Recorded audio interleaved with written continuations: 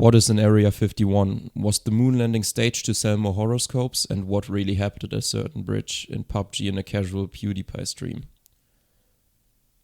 We will probably never be able to answer any of those questions, but there's one even bigger mystery. In 2011, Jay-Z shocked the world by giving all of us a riddle, which might look easy, almost pathetic at first glance, but still could not be solved till this very day. So without further ado, hey everybody, today we will find out who was in Paris by using German. What are we even looking for? Well, since we are using German to solve this mystery, it's obvious that the term we are looking for got 6 letters, just like the word German itself.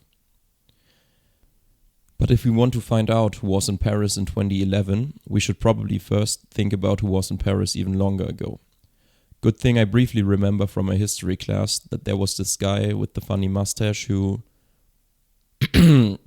traveled to France with his friends and stayed there until he got kicked out of it in 1944 and died a year later.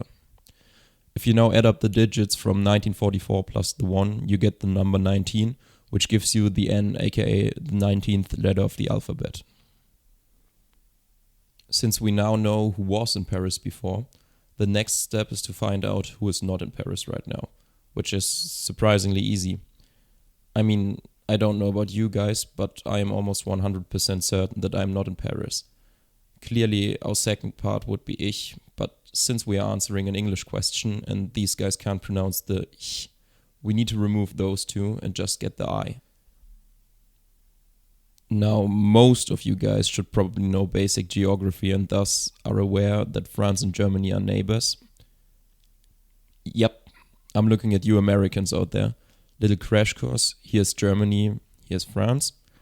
And even though we had our fights in the past, we still love each other. No wonder that there are quite a lot of French words actually used in the everyday German language. Engagement, garage, wagon, just to give you a few examples. However, the clever clocks, the smarty pants, the Weisenheimers among you may already see that all those words got 2 G's in it. Coincidence? Impossible. G and G are the next letters. But let's not drift too far into the French aspect and return to German for now. And what is the one thing invented by Germany which changed the world and basically gets used by all of us on a daily basis? Right, the auto. Or for those of you who didn't turn into native speakers during the last 5 videos or skipped a few of them, go watch them immediately after. The car. So yeah, the A from auto is our penultimate piece. Finally, there's only one letter missing. It's almost too easy at this point. Those of you who follow the German news might be aware that Olaf Scholz got elected as the leader of Germany in 2021. Scholz also got 6 letters, just like the solution for the riddle. So we just have to take the last one, the Z, and we receive our final result, right? Wrong. We do need the last letter, but Z is the last letter in the alphabet as well. Minus times minus equals plus, so it's actually the first letter of Scholz, giving us S as the last character for our word. So, after 12 years, did we finally manage to find out who was in Paris?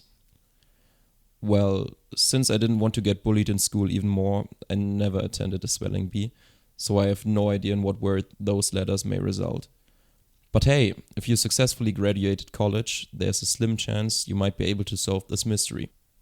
And remember to not post the answer down below, so you don't spoil the people who didn't finish the video yet. That's it for today. Make sure to please the algorithm if you enjoyed this video, and yeah, take care in a bit.